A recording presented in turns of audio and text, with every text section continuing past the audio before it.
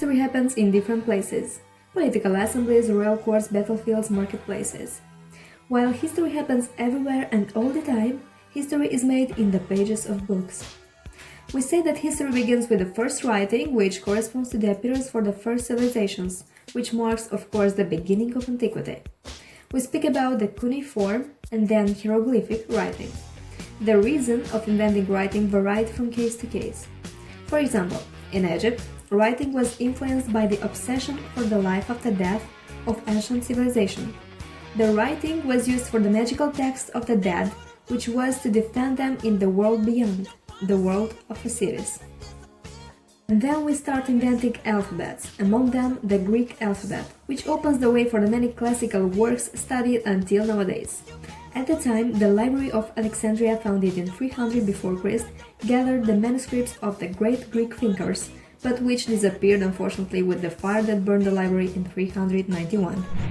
Now, why a study of history? Indeed, this is a question that arises in all schools, usually given by the future businessman. The answer comes from the Romanian writer Nicolae Iorga, that says, "A man who doesn't know his history is like a child who doesn't know his parents." And this is true, because by studying the history of mankind, we gain the access to a better perception of the world and of ourselves in particular. Knowledge of this area will bring light to our intelligence, while unfolding before our eyes the great picture of times and people. It is impossible to turn the page without understanding, or at least reading, the previous chapter.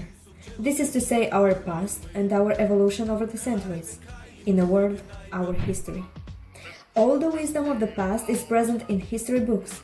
This science accompanies man throughout his life, because he himself becomes part of history.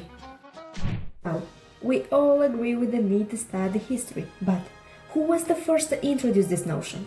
And of course, he is the first personality studied in schools during the first history lesson. He was called the father of history by the Roman writer and orator Cicero for his famous book, The History, but he was also been called the father of lies by critics who claim that these stories are nothing more than great tales.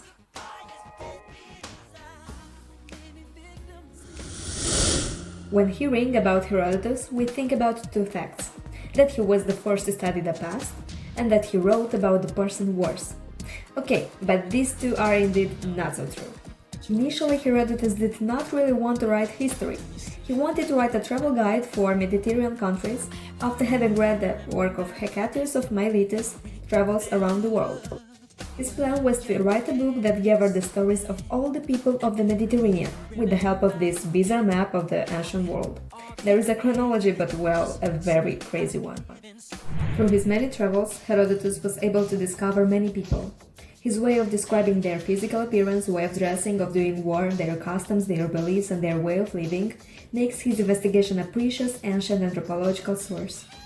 In fact, Herodotus himself affirms at the beginning of his work, Herodotus of Halicarnassus here displays his injury, so that human achievements may not become forgotten in time, and the great and marvelous deeds, some displayed by Greeks, some by barbarians, may not be without their glory.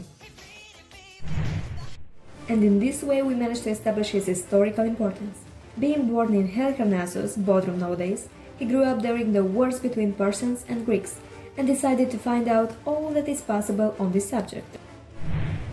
He is the first who did not simply document the facts chronologically like all the historians before him, for which the only explanation for one or another situation was the will of God. He wanted another explanation, a more reasonable one, by analyzing the facts from the two sides, establishing the causes and the connection between them. Okay for now, but how do you explain the many stories so criticized as to being lies? In fact, this is simply his way of analyzing, comparing different evidence that he found, testimonials, hearsay evidence, traditions, and after that he used the reason to draw conclusions. So it is obviously that among all the information heard, there are myths, legends, and all kinds of local tales, but its overall really form a nice people's history. And besides that, he says, "In all cases, I am bound to tell what I am told, but not in every case to believe it." Herodotus exposes the causes of the war and makes many digressions on the history, customs and countries of the belligerents, and of so many other people all around the Mediterranean, which makes him one of the precursors of universal history. We are all descendants of previous generations, and day after day we are writing pages of history, without forgetting those of the past with the unjust and brutal system of colonization that results religious and world wars. By studying history we can learn the sources of these conflicts according to the Herodotus method, in order to avoid them in the future. The present is conditioned by the past, so the future will be the consequence of today.